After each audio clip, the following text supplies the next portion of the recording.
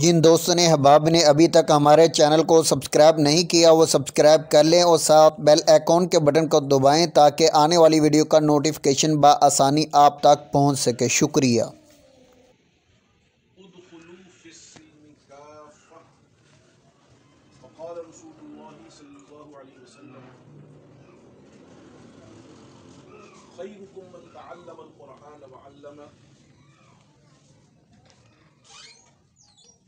فقد استكملته الدين او كما قال رسول الله صلی اللہ علیہ وسلم۔ میرے روحانی بیٹوں بھائیوں، آپ کا تعلق مختلف قبائل سے، صوبوں سے، نسلوں سے، لیکن جو چیز آپ کے اور میرے درمیان مشترک ہے وہ نبی کریم صلی اللہ علیہ وآلہ وبارک وسلم کی غلامی۔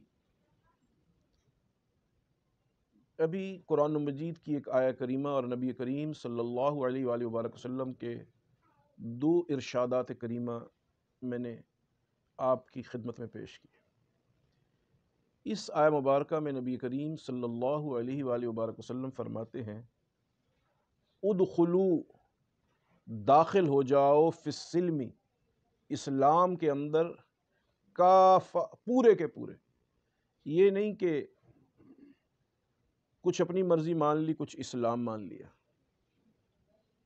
اسلام نام ہے پورے کے پورے عمل کا، ادھوری چیز کو اسلام نہیں کہتے۔ اس میں نبی علیہ السلام فرماتے ہیں آپ سب میں سے بہتر بازار والا نہیں، کارخانے والا نہیں، دکان والا نہیں، پیسے والا نہیں، ٹیکسی والا نہیں، رکشے والا نہیں، درزی نہیں، کاروبار والا نہیں، سب سے بہترین وہ ہے جو قرآن پڑھتا ہے اور قرآن پڑھاتا ہے۔ اور جو دوسری حدیث مقدسہ پیش کی گئی اس میں نبی علیہ السلام فرماتے ہیں جس نے نکاح کر لیا اس نے اپنا دین مکمل کر لیا۔ نبی کریم صلی اللہ علیہ وآلہ وبارک وسلم نے جو دین پیش کیا ہے اس دین کی بنیاد خاندانی نظام۔ نبی علیہ السلام نے سب سے زیادہ زور خاندان کے بنانے پہ، خاندان کے چلانے پہ اور خاندان کو نبھانے پر دیا۔ شریعت کا کوئی معاملہ اٹھا لیا جائے اس کی چیز کا اختتام خاندان پر ہوتا ہے۔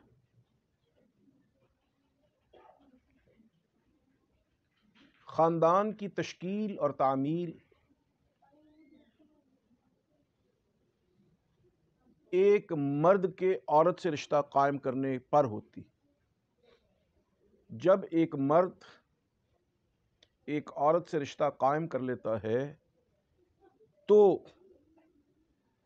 رشتہ قائم ہوتے ہی مرد کے رشتہ دار عورت کے رشتہ دار بن جاتے ہیں اور عورت کے رشتہ دار مرد کے عزیز ہو جاتے ہیں۔ گویا کہ عورت اور مرد کا آپس میں جڑنا اور ملنا یہی ان کی کامیابی کی بنیاد ہے۔ جناب رسول اللہ صلی اللہ علیہ وآلہ وبارک وسلم نے فرمایا کہ ہن لباس لکم وانتم لباس لہن، عورت مرد کا لباس ہے اور مرد عورت کا لباس ہے۔ اور یہ بات مانی ہوئی ہے کہ کوئی آدمی دوسروں کی پسند کے کپڑے نہیں پہنتا، ہر آدمی اپنی پسند کے کپڑے پہنتا۔ اس لیے جس عورت کو مرد اپنی زندگی کا حصہ بنائے اگر وہ اس کی پسند نہیں ہے تو وہ لباس نہیں۔ لباس کہتے ہی اس کو ہیں جو آدمی کی راحت کا باعث ہو، اور اگر کوئی قمیص آپ نے ایسی پہنی ہے جو آپ کو پنچ کر رہی ہے، تنگ کر رہی ہے، کہیں سے جسم گھٹا ہوا ہے تو وہ لباس نہیں۔ لباس کہتے ہی اس کو ہیں جو انسان کو راحت دے۔ اس لیے شریعت کے جتنے احکام ہیں ان کو ذوی الارحام کہا گیا۔ رحم کہتے ہیں عورت کی شرمگاہ کو، ذوی الارحام عورت کی شرمگاہ سے بننے والے رشتے۔ تو اصل چیز عورت کی شرمگاہ ہے۔ جیسے ہی اس شرمگاہ سے مرد کی شرمگاہ کا تعلق قائم ہوتا ہے، اس سے رشتے وجود میں آتے ہیں۔ اس لیے قیامت کے دن کوئی شخص بھی اپنے باپ کے نام سے نہیں پہچانا جائے گا، ہر آدمی اپنی ماں کے نام سے پہچانا جائے گا۔ اس لیے کہ ہو سکتا ہے عورت کی شرمگاہ سے کسی کا تعلق ایسا قائم ہو گیا ہو جس میں عورت کی مرضی کا دخل نہ ہو۔ اس پردہ داری کے لیے شریعت مطہرہ نے عورت کو اپنی شرمگاہ کی حفاظت کا بہت زیادہ حکم عطا فرمایا۔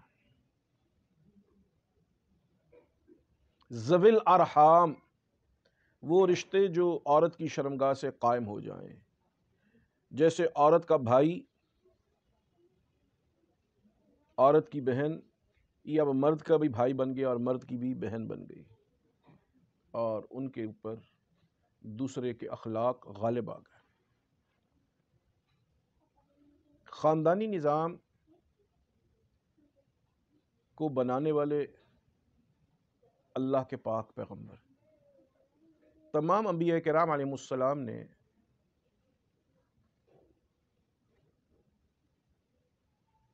خاندان کے نظام کو بنایا اور چلایا۔ حضرت ابراہیم خلیل اللہ نے ایک دن اپنی بیٹے کی غیر موجودگی میں آ کر اپنی بہو کا انٹرویو کیا اور اپنی بہو سے پوچھا کہ تم لوگوں کی گزر بسر کیسی ہو رہی؟ اس نے کہا کہ ہمارا غیبی رزق ہے، کبھی تو اتنا ہو جاتا ہے کہ چیزیں سنبھلتی نہیں، اور کبھی ایسا ہو جاتا ہے کہ کئی دن کے فاقے آ جاتے ہیں۔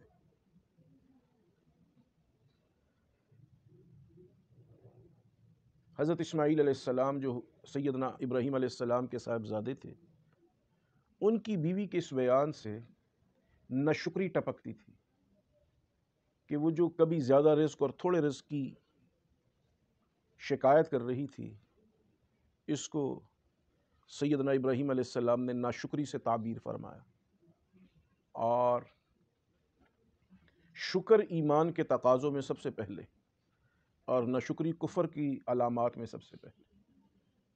تو ابراہیم علیہ السلام نے اپنی بہو کے اسی بیان پر اپنے بیٹے کو کہا، پیغام دیا چھپا ہوا کہ میرا بیٹا آئے تو اس کو یوں کہہ دینا۔ جب سیدنا اسماعیل علی نبینا علیہ السلام شکار پر سے واپس آئے تو انہوں نے اپنے گھر کے باہر کچے میں کچھ قدموں کے نشانات دیکھے، تو بیوی سے استفسار کیا کہ کیا آج کوئی آیا تھا؟ ان کا ایک بابا آیا تھا، میں نے اس کو پانی پلایا، اس نے جاتے ہوئے پوچھا کیسی گزر رہی ہے، تو میں نے اس کو یہ بات کہی۔ تو سیدنا اسماعیل علیہ نبینا علیہ السلام نے پوچھا کہ بابا جی نے بھی کچھ کہا اس کے جواب میں؟ تو اس نے کہا ہاں، وہ کہہ گئے تھے کہ اپنے شوہر کو کہنا کہ اپنی دہلیز بدل لے۔ فرمایا وہ میرے والد تھے اور وہ پیغام دے گئے ہیں کہ تم میرے گھر کا دروازہ ہو، اور تمہاری ناشکری کی وجہ سے اب میں تمہیں اپنے نکاح میں رکھ نہیں سکتا۔ گویا کہ شریعت مطہرہ نے شکر کو گھر کی مضبوطی کی بنیاد قرار دیا۔ اس لیے قرآن مجید نے عورت کو مرد کا لباس، مرد کو عورت کا لباس فرمایا۔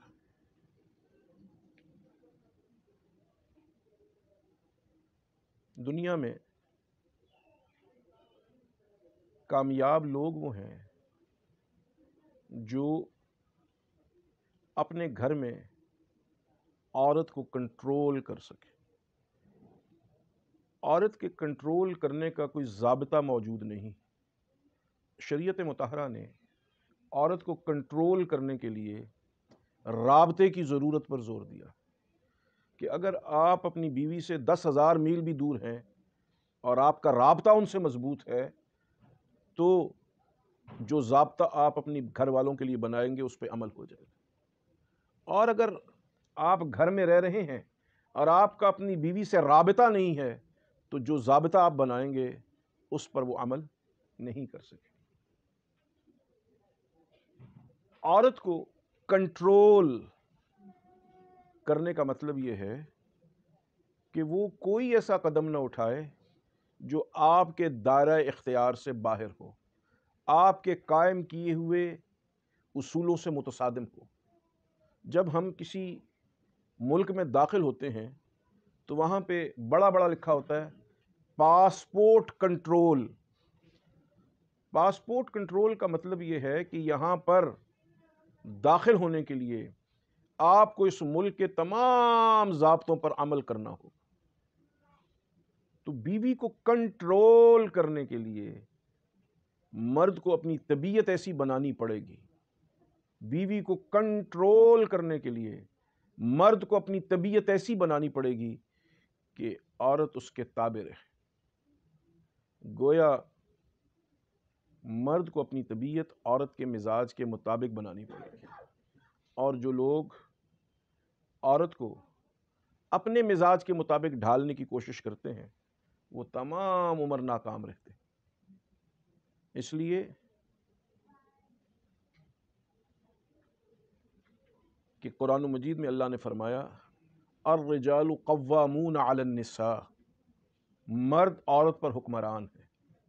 حکمران کا مطلب یہ ہے کہ مرد کا جو مزاج ہے فلیکسیبل ہے، مرد کا مزاج بدلنا جا سکتا ہے، جیسے مرد بنانا چاہے ویسے بنا سکتا ہے۔ عورت کے لیے بہت مشکل ہے اپنے مزاج کو بدلنا بنانا۔ تو اگر مرد نے اپنے گھر میں حکمرانی کرنی ہے تو اپنے مزاج کو اپنی بیوی کے مزاج کے مطابق بنانا پڑے گا۔ جب یہ بنا لے گا تو عورت بھی اس کے تابع ہو جائے گی۔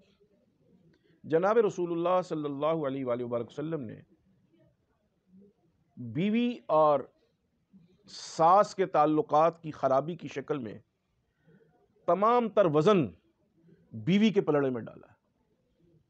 یعنی اگر انسان کو بیوی اور والدہ میں فرق کرنا پڑے تو شوہر کی تمام تر قوت عورت کے پلڑے میں جانی چاہیے، اس لیے کہ ماں کے تو اور بھی اولاد ہے لیکن بیوی صرف آپ کی ہے، وہ اپنے گھر کو چھوڑ کے آپ کے لیے آئی ہے۔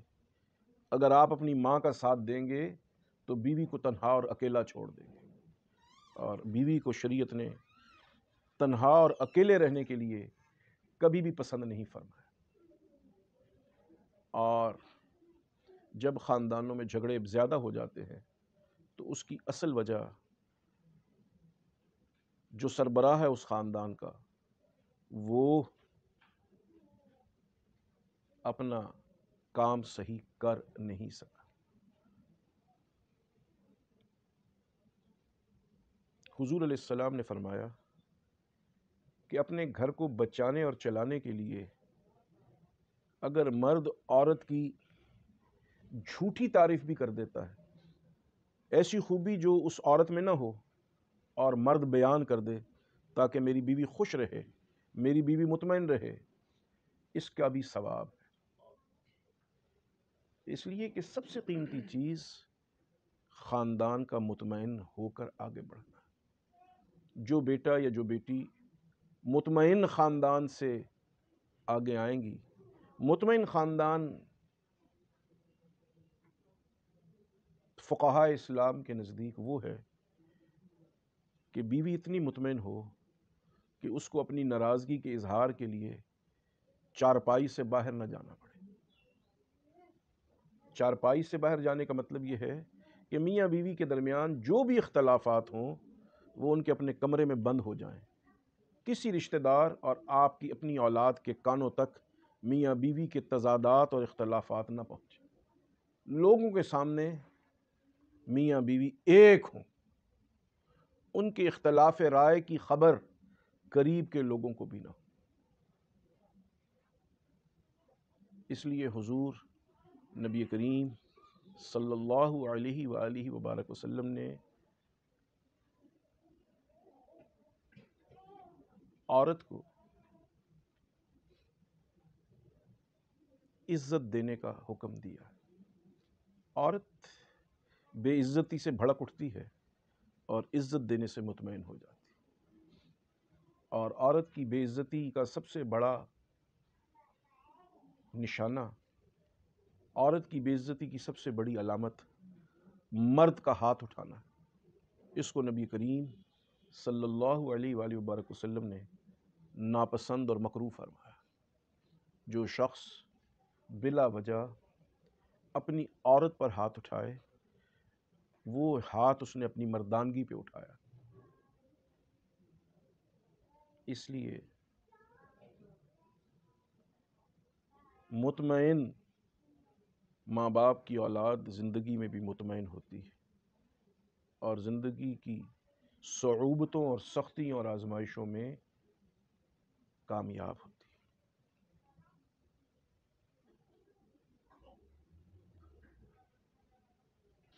مرد کو اللہ تبارک و تعالی نے ضرورت سے زیادہ حوصلہ عطا فرمایا۔ ضرورت سے زیادہ حوصلہ عطا فرمانے کا مطلب یہ ہے کہ مرد کے حوصلے کی کوئی انتہا نہیں، اور عورت کو اللہ تبارک و تعالی نے اپنی بندگی سے بھی رعایت دی۔ قرآن مجید میں اللہ تبارک و تعالی نے انسان کے بنانے کے مقاصد میں سب سے بنیادی مقصد فرمایا وَمَا خَلَقْتُ الْجِنَّ وَالْإِنسَ إِلَّا لِيَعْبُدُونِ، میں نے جنات کو اور انسانوں کو اپنی عبادت کے لیے پیدا کی، لیکن فرض عبادت سے بھی عورت کو 8 دن کی، 4 دن کی، 5 دن کی رخصت عطا فرما دی کہ جو اس مقصد کے لیے اللہ نے تخلیق فرمایا، عورت اس کی تکمیل میں بھی طبعی طور پر مرد سے کمتر ہے۔ تو جب اللہ جل جلالہ نے پیدا جس مقصد کے لیے کیا، عورت کو اس میں بھی رعایت دے دی، تو اور چیزوں میں عورت کی رعایت کتنی حقدار ہے، اس آیہ مبارکہ سے اس کو بخوبی سمجھا جا سکتا ہے کہ اگر اللہ پاک اپنے حق میں بھی عورت کو رعایت دیتے ہیں تو شوہر کو اپنے حقوق میں کتنی رعایت کرنی ہوگی۔ اس لیے رفقائے محترم، شریعت اسلامیہ نے جتنے بھی احکامات دیے ہیں ان تمام احکامات میں سب سے ضروری چیز خاندان کے نظام کو برقرار رکھنا، اور خاندان کا نظام پردے سے اور حوصلے سے باقی رہتا ہے۔ جہاں بے حوصلگی ہوگی، جہاں بے پردگی ہوگی، وہاں خاندانی نظام کمزور ہوگا۔ جہاں پہ پردہ احکام شریعت کے موافق ہوگا، جہاں پہ حوصلہ شریعت مطہرہ کے تقاضوں کے موافق ہوگا، وہاں پر زیادہ آبادی ہوگی۔ آبادی نام ہے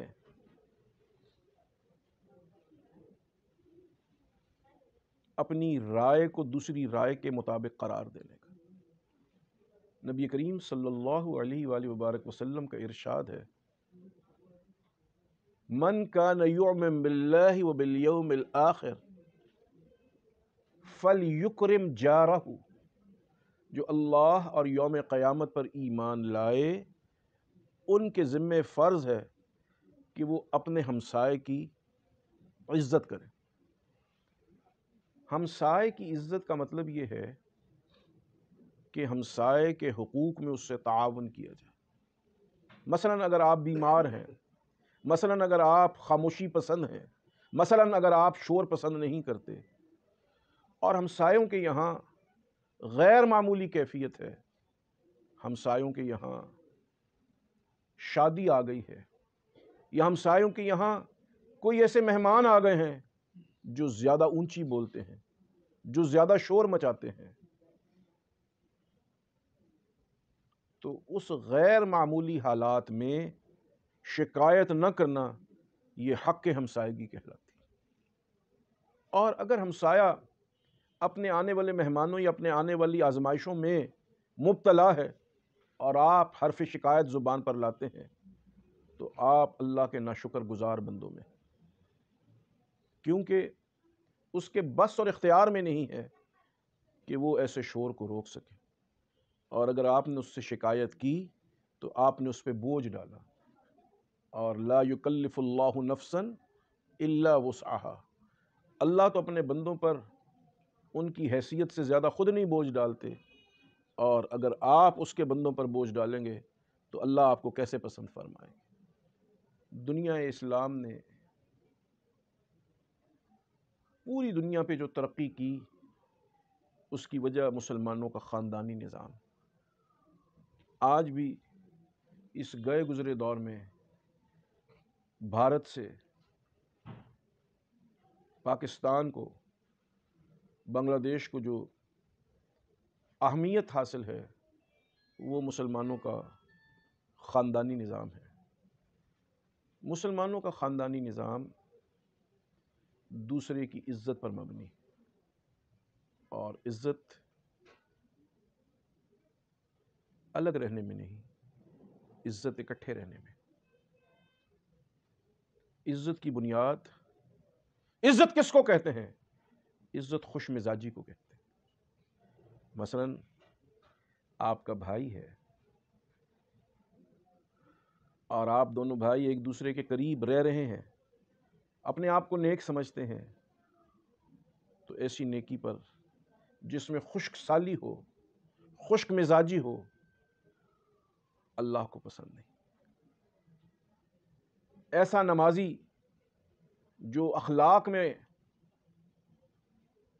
برتر نہ ہو، اللہ کو پسند نہیں، بنسبت اس کے جو خوش مزاج ہو، لوگوں سے خوش مزاجی سے ملے، ایسے عبادت گزار سے بہت اللہ کے یہاں بہتر۔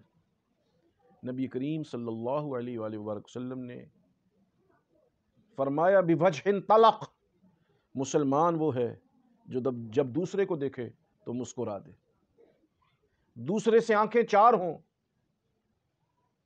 تو اپنے آپ کو معتبر جاننے کے لیے سیریس نہ بنا رہے، بلکہ وہ خوش مزاجی سے جائے اور اس کو دیکھے۔ حضور علیہ السلام نے فرمایا کہ ایک شخص اگر مجلس میں بیٹھا ہے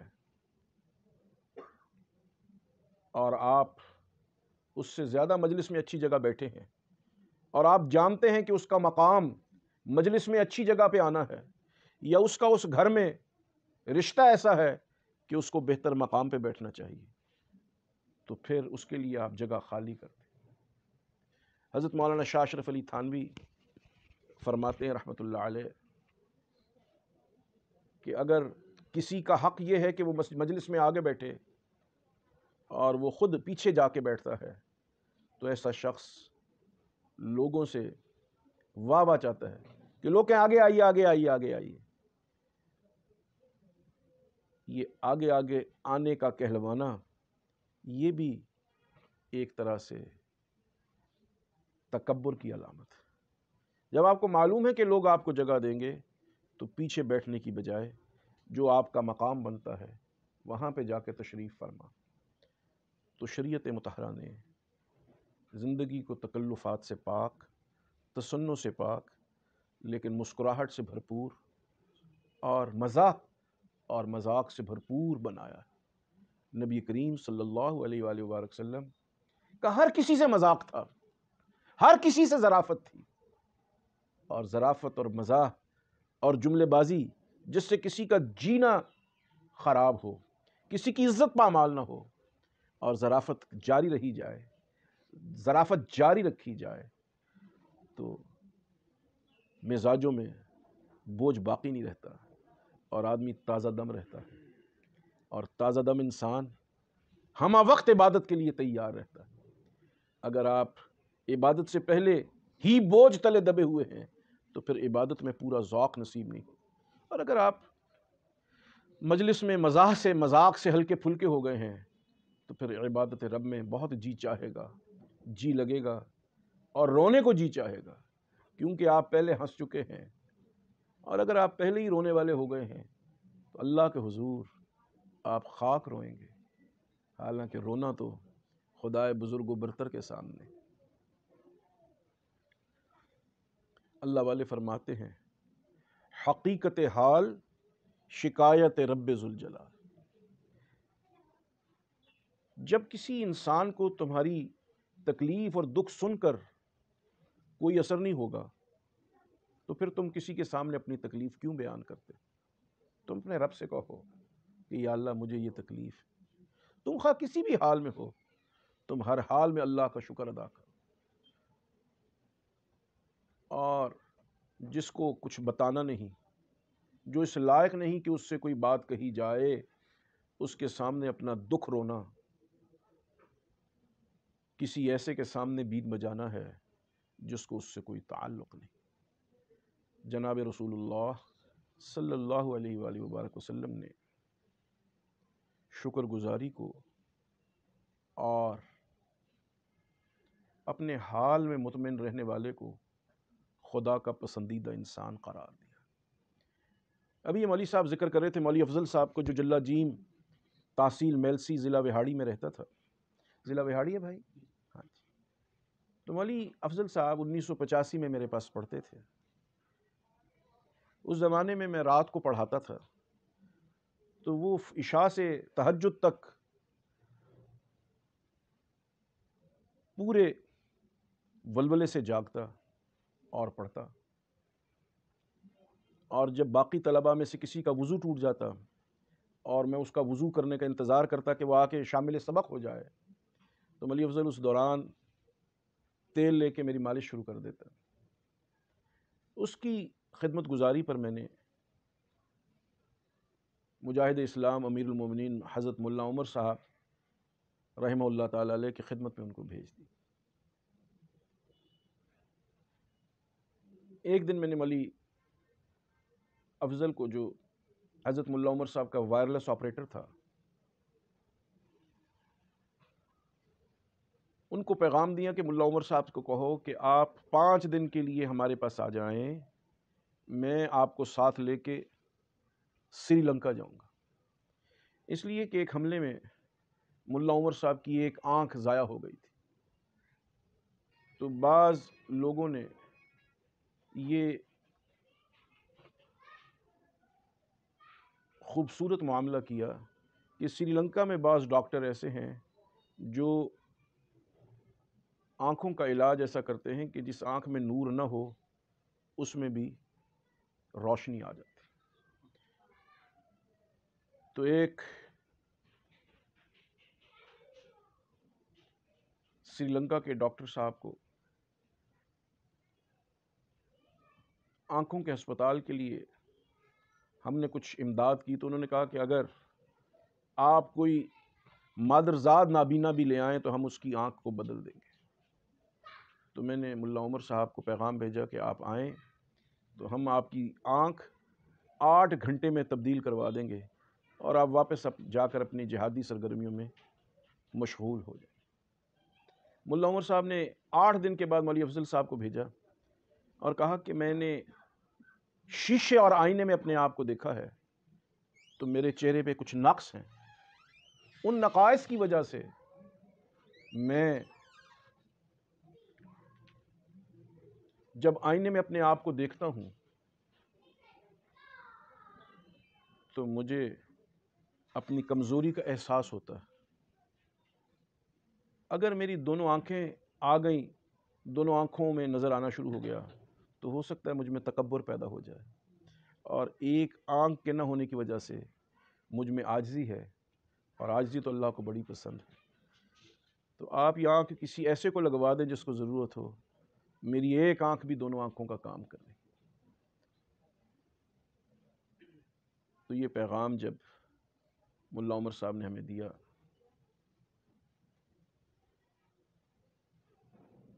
تو میں نے مولوی افضل سے کہا کہ تم کیا چاہتے ہو؟ اس نے کہا کہ میں تو روز شہادت کی دعا کر کے سوتا ہوں، لیکن اب آپ نے مجھے اتنی دور بلوا لیا ہے، 1500 میل محاذ جنگ سے، اب تو شہادت مجھ سے 2 دن کی مسافت پر۔ تو میں نے مزاحاً کہا چلو تمہارے لیے دعا کر لیتے ہیں، تم جو چاہتے ہو تمہیں اس کا سفر نہ ہی کرنا پڑے اور تم جلد جنت میں پہنچ جاؤ۔ وہ سحری کا وقت تھا، میں نے دعا کر دی۔ جمعے سے پہلے ایک جگہ جانا ہوا، اس نے اپنے ساتھیوں کی معاونت کی اور ایک گولی آئی اور وہ وہیں شہید ہو گیا۔ اس کی والدہ کو میں نے اس کی میت بھیجی، اس نے کہا میاں صاحب میں نے تو اپنا بیٹا آپ کو دے دیا تھا، مجھے تو یوں ہی لگا ہے کہ آپ نے بیانے کے لیے بھیج دیا۔ میں نے کچھ پیسے اس کی والدہ کو بطور امداد کے دیے، اس نے اپنا گھر بنانے کی بجائے ان پیسوں سے مدرسہ بنا دیا، اور اس بچے نے آج مجھے بتایا کہ اس کی اہلیہ اس میں پڑھاتی رہی۔ تو جو لوگ مطمئن زندگی گزارتے ہیں، آج اس کی اہلیہ وفات پا گئی ہیں، لیکن یہ اپنی بیوی کو یاد کر کے رو رہا ہے، اور یہی شریعت مطہرہ چاہتی ہے کہ عورت کا مرد سے ایسا تعلق ہو کہ وہ چلی بھی جائے تو مرد اس کو یاد کرتا ہے۔ یہ عام انسانوں کی بات اس لیے ہے کہ حضور نبی کریم صلی اللہ علیہ وآلہ وبارک وسلم بھی اپنی بیویوں سے ایسی محبت کرتے تھے کہ ان کی اہلیہ، ان کی بیگمات دنیا سے چلی بھی جاتی تو حضور علیہ السلام ان سے وفاداری نبھاتے رہتے تھے۔ ابتدائے اسلام کے بعد عروج اسلام کے دور میں نبی کریم صلی اللہ علیہ وآلہ وسلم کے پاس دنیا کے خزانوں کے ڈھیر لگ گئے، اتنے ڈھیر لگ گئے کہ نبی علیہ السلام نے مدینہ منورہ کی بعض عورتوں سے پوچھا کہ ہم مکہ مکرمہ سے مدینہ منورہ آ گئے ہیں، میری پہلی اہلیہ خدیجہ کی سہیلیوں میں سے کون کون سی سہیلی زندہ ہے؟ تو خواتین نے بتایا کہ فلاں بھی سیدہ خدیجہ کی سہیلی تھی، فلاں بھی سیدہ خدیجہ کی سہیلی تھی، فلاں بھی سیدہ خدیجہ کی سہیلی تھی۔ تو نبی کریم صلی اللہ علیہ وآلہ وسلم نے فرمایا اگر خدیجہ زندہ ہوتی اور میرے گھر میں اتنا مال اور اتنی چیزیں آتی تو وہ اپنی ان سہیلیوں کو ضرور بھجواتی۔ چنانچہ نبی کریم صلی اللہ علیہ وآلہ وسلم نے سیدہ خدیجۃ الکبریٰ سلام اللہ علیہا کی ان سہیلیوں کو اور ان دوستوں کو وہ چیزیں جو ان کو پسند تھی بھجوائیں، تاکہ اس کا ثواب اپنی سہیلیوں کو تحائف اور تحفے بھیجنے کا ثواب سیدہ خدیجہ کی روح مقدسہ کو پہنچے، کیونکہ تحفہ لینا بھی باعث ثواب ہے اور تحفہ دینا بھی باعث ثواب۔ دنیا میں اصل چیز وہ تعلقات ہیں جن سے انسان دوسرے انسان کو دنیا کی چیزوں سے بے نیاز کرتے ہیں۔ 1946 میں دارالعلوم دیوبند سے کچھ لوگ، کچھ طلباء، کچھ علماء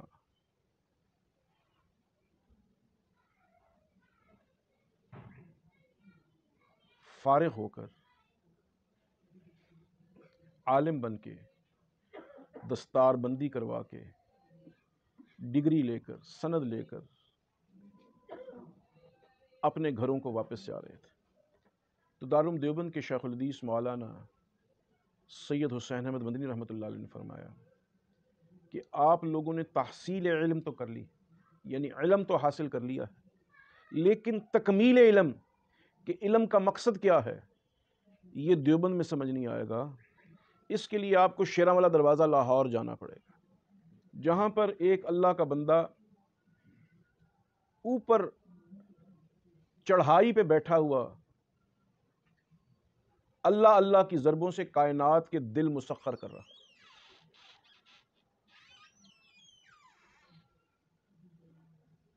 تو چنانچہ وہ 3 طلبہ جو سرگودا یا شاہپور ضلع کے رہنے والے تھے، وہ دیوبند سے شیراں والے آئے اور یہاں پڑھا، تو حضرت رحمۃ اللہ علیہ نے ان کو ایسے بنایا اور رکھا جیسے باپ اپنے بیٹوں کو رکھتا ہے۔ اب جب سب طلبہ چلے گئے تو ان بچوں کا نہ خود جانے کو دل ہوا، نہ حضرت رحمۃ اللہ علیہ کی طبیعت میں آیا کہ وہ چلے جائیں۔ حضرت نے فرمایا کہ آپ بچوں میں دیہاتی ہونے کے باوجود نفاست ہے۔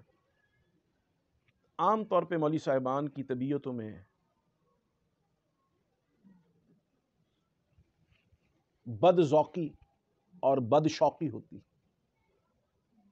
وہ انسان جو بد شوق ہو، بد شوق اس کو کہتے ہیں جو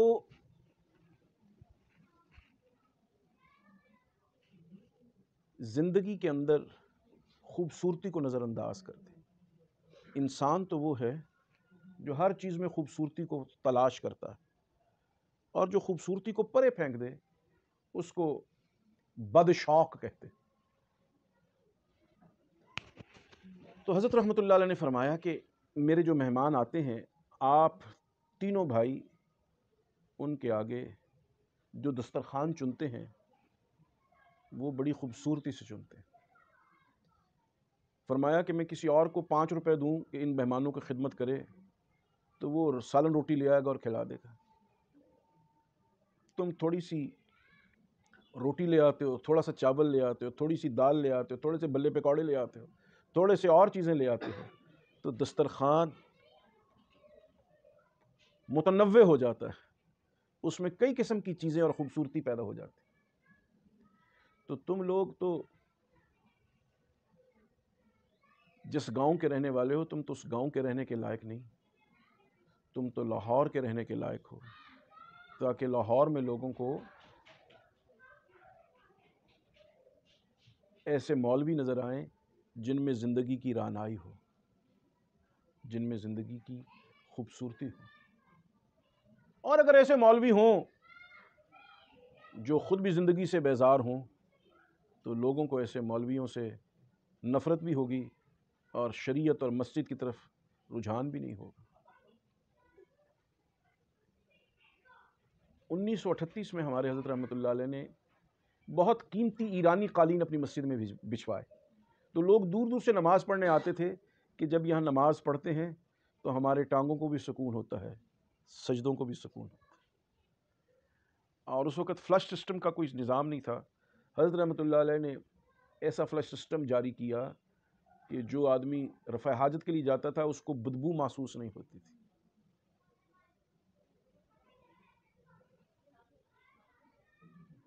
تو حضرت نے اپنے ان تینوں شاگردوں کو کہا کہ آپ لاہور میں رہ جائیں۔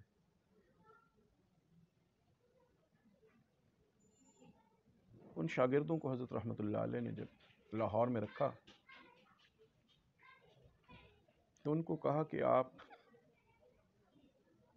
کو شیطان اور آپ کی اولادوں کو شیطان مجھ سے دور کر دے گا، اگر آپ اور آپ کی اولاد میری اولاد سے جڑے رہیں گے تو آپ کامیاب ہیں، کیونکہ کسی خیر کی بنیاد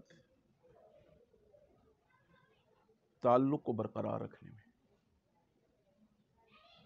اگر آپ کو دنیا کا کوئی کام نہ بھی ہو، کسی مصیبت میں مبتلا نہ بھی ہو، صرف حصول تربیت کے لیے آپ اللہ والوں سے تعلق قائم رکھیں تو آپ کی نسلیں آباد ہو جاتی ہیں، اور غرض پوری ہونے پر اگر آپ تعلق کو توڑ دیں، کمزور کر دیں، تو پھر آپ میں بھی اسی نوع کی کمزوریاں پیدا ہو جائیں، کیونکہ اہل اللہ سے اور علماء سے تعلق آخرت کی کامیابی اور دنیا کی زندگی کی خوبصورتی سیکھنے کے لیے قائم کیا جاتا ہے۔ یہ جو تعلق بیعت ہے آپ کا اور ہمارا، اس کی بنیاد بھی اپنی زندگی کی رعنائی اور خوبصورتیوں کو برقرار رکھنے اور بڑھانے اور اگلی نسلوں تک کامیابیوں کو پہنچانے کے لیے۔ تو میرے محترم دوستو، لب لباب اور ماحصل میری آج کی معروضات کا یہ ہوا کہ ہن لباس لکم وانتم لباس لہم۔ عورت مرد کا پردہ ہے اور مرد عورت کا پردہ ہے۔ حدیث مقدسہ میں آتا ہے کہ زوجین، جب کوئی باپ اپنی بیٹی کے لیے کسی رشتے کو قبول کرتا ہے اور کہہ دیتا ہے کہ میں نے اپنی بیٹی اس کو دینے کا فیصلہ کر لیا، تو حق تعالی جل جلالہ دو ملائکہ، دو فرشتوں کی ڈیوٹی لگاتے ہیں۔ ایک فرشتہ لڑکی کے دل پر بیٹھ جاتا ہے اور اس لڑکی کے دل میں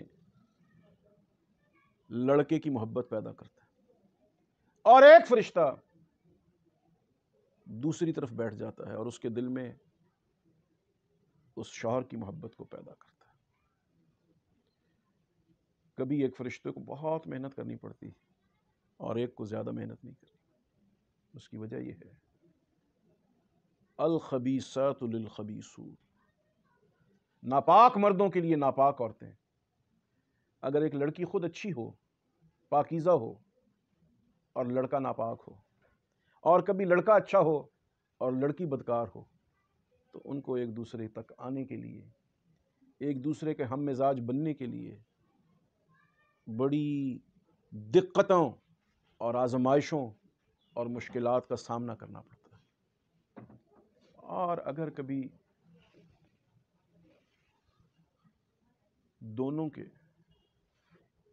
مزاج اچھے ہو جائیں، خوبصورتی سکھاتے ہیں اور اللہ والے خوبصورتی بتاتے ہیں۔ مسلمانوں کے معاشرے میں سب سے خوبصورت زندگی ہندوستان کے شہروں میں دلی شہر کی تھی، اور دہلی میں سلسلہ نقشبندیہ کے ایک بزرگ تھے۔ وہ اتنے نازک مزاج تھے، اتنے حوصلے والے تھے کہ اگر کوئی بد رنگ کا کپڑا پہنے تو اس کی اصلاح کرتے تھے، کوئی محفل میں بد ذوقی سے بیٹھے اس کی اصلاح کرتے تھے، اور بیوی بلائے اور وہ نہ جائے اس کی اصلاح کرتے تھے، ماں پکارے اور وہ جواب نہ دے اس کی اصلاح کرتے تھے۔ وہ اتنے نازک مزاج تھے کہ ان کی خانقاہ میں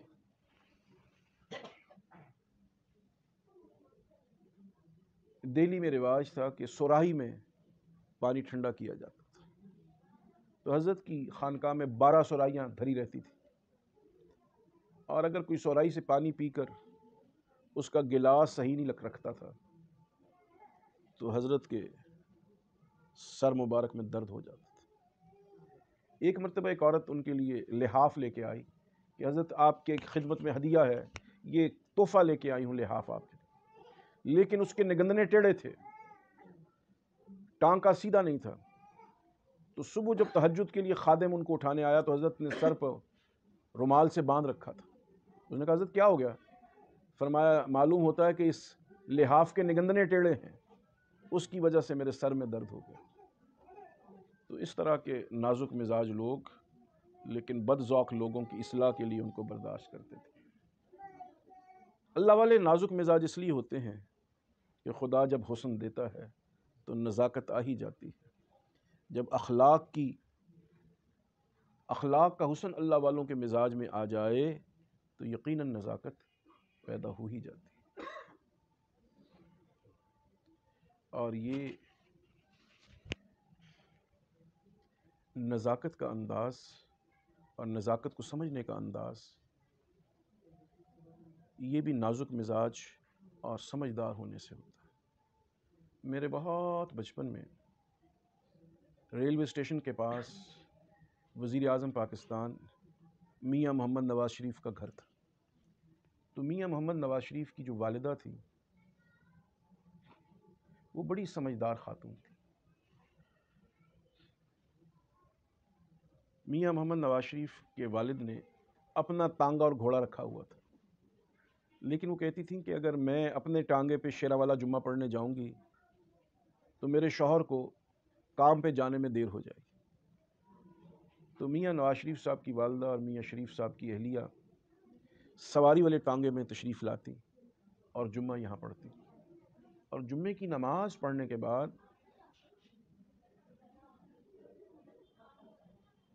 سردیوں کے دنوں میں جو عورتیں جمعہ پڑھ کے ہماری دادی اماں کے پاس گھر میں جاتی، ان کے لیے خالی بوریوں سے ہماری دادی اماں نے چھوٹی چھوٹی گدیاں بنا دی تھی، اور سردیوں میں فرش پر وہ بوری بچھا کے بیٹھتی تھی۔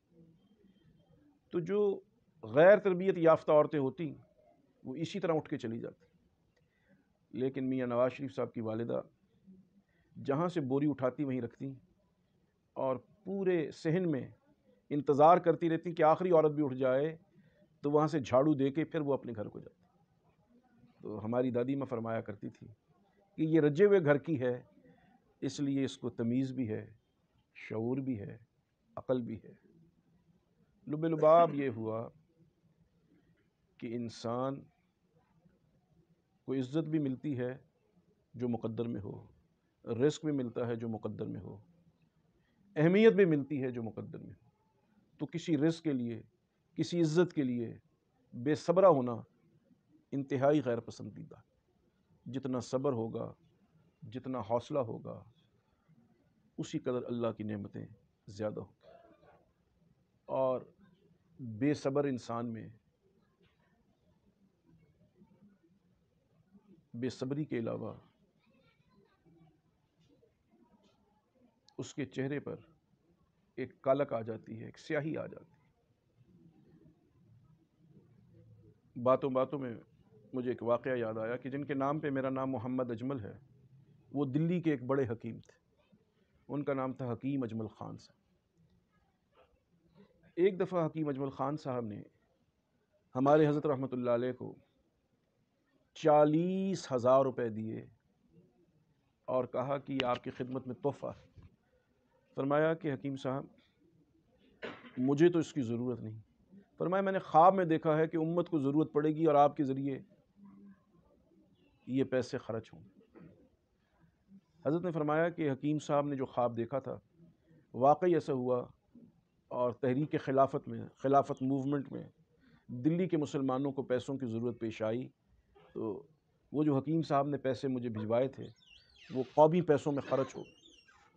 لیکن فرمایا میرے دل کے اوپر ایک وزن رہا، ایک بوجھ رہا کہ حکیم صاحب نے یہ 40,000 روپے مجھے بھجوائے ہیں، اور اللہ تبارک و تعالیٰ کا یہ ارشاد ہے، اللہ تبارک و تعالیٰ کا یہ حکم ہے کہ دنیا میں کوئی جو تم سے مہربانی کرے تم اس کے برابر مہربانی کرو، اگر تم اس کے برابر مہربانی نہیں کر سکتے تو اس سے کم کر دو، اور اگر تم بالکل کچھ نہیں کر سکتے تو پھر بھی تمہیں اس مہربانی کو ہضم کرنے کی اجازت نہیں ہے کہ تم بس کو اس نے میرے ساتھ مہربانی کر دی تھی بس ہو گیا کام۔ پھر تم ایسے کرو کہ لوگوں میں اس کو بیان کرو کہ اس نے میرے ساتھ یہ مہربانی کی، یہ مہربانی کی۔ تو فرمایا جب میں سن 47 پر پاکستان تقسیم ہو گیا تو مجھے یہ خدشہ ہوا کہ میرے اوپر حکیم اجمل خان صاحب کے احسانات ہیں، میرا تو ارادہ تھا ان کو احسانات، ان کی مہربانیوں کا بدلہ دوں گا، کیونکہ سن 17 میں حضرت رحمۃ اللہ علیہ دلی سے لاہور تشریف لے آئے اور سن 47 میں پاکستان بن گئے۔ فرمایا میرے لاہور آنے کے 40 سال بعد جب ملک تقسیم ہو گیا تو مجھے یہ فکر ستانے لگا کہ یہ شریعت مطہرہ کا حکم ہے کہ جس نے تم پہ احسان کیا ہو یا تو اتنا ہی احسان کرو یا اس سے کم تر کرو یا اس سے کم تر کرو، اور اگر بالکل احسانات کا بدلہ نہ چکا سکو تو دنیا میں لوگوں کے سامنے اس کے احسانات کا ذکر کرو اور لوگوں کو بتاؤ کہ اس نے فلاں موقع پہ مجھ پہ احسان کیا تھا۔ پھر جب پاکستان بننے کے 10 سال کے بعد میں پیدا ہوا تو فرمایا مجھے یہ خیال ہوا کہ اب میری زندگی کا آخری وقت ہے، اب حکیم صاحب کے میرے اوپر جو احسانات ہیں اس کا بیان تو میں کر نہیں سکتا، تو پھر میں نے اپنے پوتے کا نام اپنے محسن کے نام پہ رکھنے کا فیصلہ کر لیا کہ جب تک لوگ اس کو میرے محسن کے نام سے پکارتے رہیں گے میرے احسان کا بدلہ ہوتا رہے۔ تو پھر حکیم اجمل خان صاحب کے نام پر میرا نام محمد اجمل رکھا کہ یہ جو اگر اللہ اس سے کوئی نیکی کا کام لے گا تو اس کا ثواب بھی حکیم صاحب کی روح کو پہنچے گا، کیونکہ انہوں نے دنیا میں مجھ پر احسان کیا۔ اس لیے کہ یہ اصول ہے شریعت مطہرہ کا، حل جزاء الاحسان الا الاحسان، جو کوئی تم پر احسان کرے اس کے احسان کا بدلہ چکاتے رہو۔ حضور علیہ السلام نے فرمایا کہ اگر کوئی تمہیں گوشت پکا کے بھیجے تو جواب میں گوشت پکا کے بھیج، اور اگر تم گوشت نہ پکا سکو تو شوربہ ہی پکا کے بھیج دو، اگر شوربہ بھی نہ پکا سکو تو کوئی اور چیز بھجوا دو، لیکن اگر کسی کا برتن تمہارے گھر میں آیا ہے تو اس برتن کو خالی مت لوٹاؤ، اس کو بھر کے واپس بھجواؤ۔ اور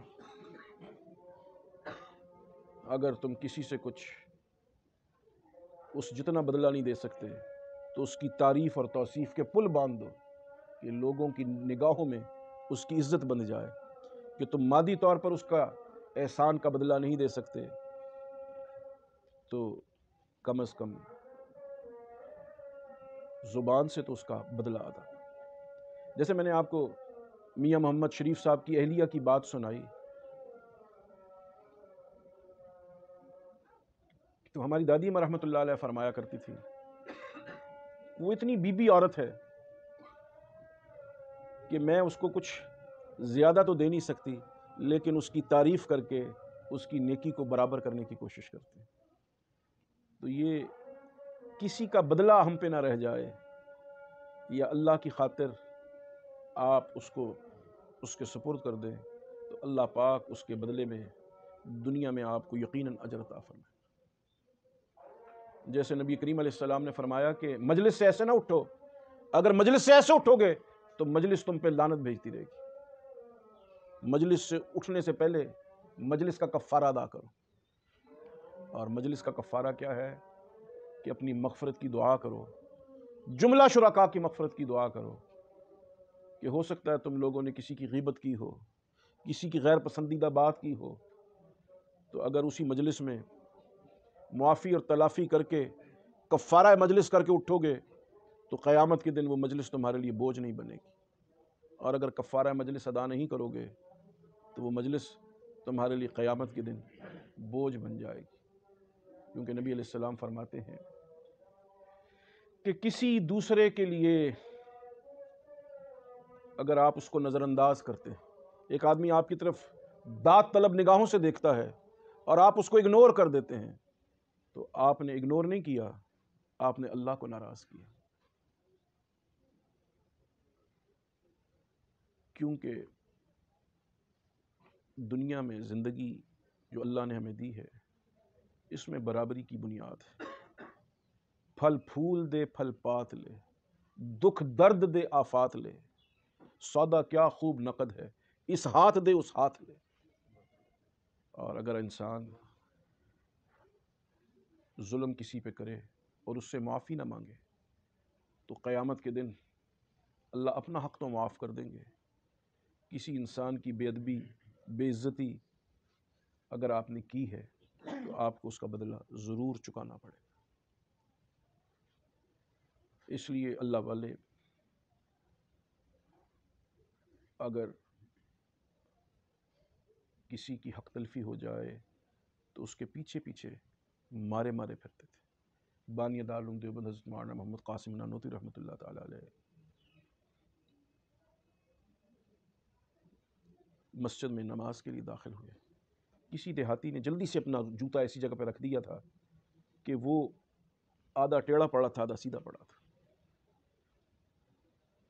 حضرت نے اس کو سیدھا کر دیا کہ مسجد میں جوتا سیدھا نہ پڑا رہے تاکہ مسجد کی بے ادبی نہ ہو۔ لیکن جیسے ہی نماز شروع کرنے لگے خیال آیا وہ تو سادہ آدمی، اس نے جیسے اپنی جوتی رکھی ہے اگر اس کو ویسی نہ ملی تو وہ 1 منٹ کے لیے تو پریشان ہو جائے گا کہ میں نے تو جوتی ایسے رکھی تھی اور میری جوتی کہاں گئی؟ تو اس خیال سے کہ اس کو اتنی تکلیف نہ ہو میں نے جوتی اس کی ٹھیک کر دی ہے۔ حضرت وہیں کھڑے ہو گئے، جماعت ہو گئی۔ اس کے بعد جب وہ بابا آ گیا اس کو بتا کے کہ بڑے میاں آپ کا جوتا وہ پڑا، پھر حضرت تشریف لے گئے اور نماز ادا فرمائی۔ ہمارے حضرت رحمۃ اللہ تعالیٰ علیہ سامنے کمرہ، ایک دن حضرت نے فرمایا کہ میں اپنی کمرے کے روشن دان بند رکھتا تھا، ابھی اس کے روشن دان ہم بند رکھتے۔ فرمایا ایک دن گرمی زیادہ تھی تو میں نے روشن دان کھول دیا کہ گرم ہوا اندر سے نکل جائے۔ اسی دوران ایک کبوتری آئی اور اس نے گھونسلہ بنا لی اور 2 انڈے دے دیے۔ اب میں ہر وقت اپنے روشن دان کو کھلا رکھ کے جاتا۔ ایک دن میں دوپہر کو سویا ہوا تھا تو کسی خادم نے جب کمرے کی صفائی کی تو روشن دان بند کر دی، تو وہ کبوتری ٹک ٹک اپنے ہونٹوں سے، اپنی چونچ سے میرے کمرے کا روشن دان کھٹکھٹا رہی تھی۔ میں اٹھا، میں نے روشن دان کھولا، وہ اندر آئی اور اس نے اپنے بچے کو دانہ کھلایا تو میرے دل کو سکون ہو گیا۔ فرمایا کہ میں اپنے پیر خانے امروٹ شریف ہر 15 دن کے بعد جاتا تھا۔ میں ملتان ریلوے اسٹیشن پہ پہنچا تو مجھے خیال آیا کہ پتہ نہیں میں روشن دان بند کرایا ہوں یا کھلا چھوڑا ہوں۔ اگر میں نے روشن دان بند کر دیا ہے تو میرے واپس جاتے تک تو وہ بچہ مر جائے گا۔ فرمایا میں نے آج تک کبھی اپنا پروگرام نہیں بدلا، لیکن میں نے اپنے حضرت کو ٹیلی گرام دیا کہ میں کل آؤں گا، اور میں ملتان سے واپس لاہور آ گیا اور میں نے آ کے اپنے کمرے کا روشن دان کھولا کہ وہ بچہ ماں کے دانہ لانے کے بغیر مر جائے گا۔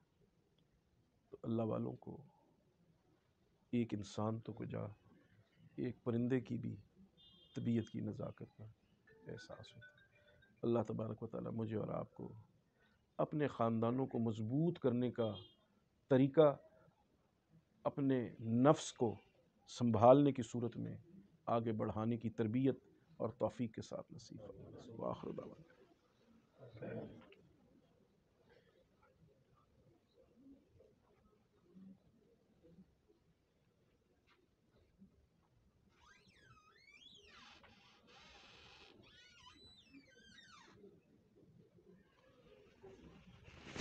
آپ بھائیوں میں سے کس کا وضو ہے بیٹا؟ جن دوستوں نے احباب نے ابھی تک ہمارے چینل کو سبسکرائب نہیں کیا وہ سبسکرائب کر لیں اور ساتھ بیل آئیکن کے بٹن کو دبائیں تاکہ آنے والی ویڈیو کا نوٹیفیکیشن بآسانی آپ تک پہنچ سکے۔ شکریہ۔